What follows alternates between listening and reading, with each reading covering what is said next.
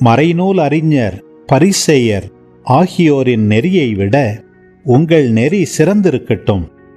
இல்லையெனில் நீங்கள் விண்ணரசுக்குள் புக முடியாது என உங்களுக்கு சொல்லுகிறேன்.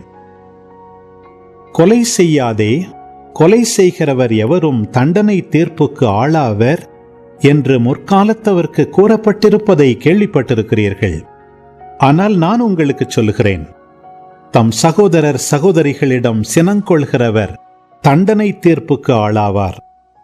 தம் சகோதரரையோ சகோதரியையோ முட்டாளே என்பவர் தலைமைச் சங்க தீர்ப்புக்கு ஆளாவார். அறிவிலியே என்பவர் எரிநரகத்துக்கு ஆளாவார்.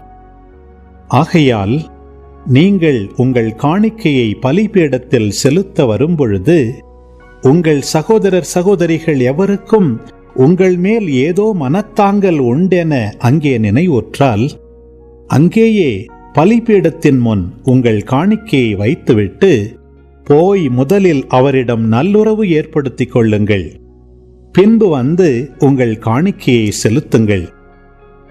உங்கள் எதிரி உங்களை நீதிமன்றத்துக்கு கூட்டிச் செல்லும் போது வழியிலேயே அவருடன் விரைவாக உடன்பாடு செய்து கொள்ளுங்கள்.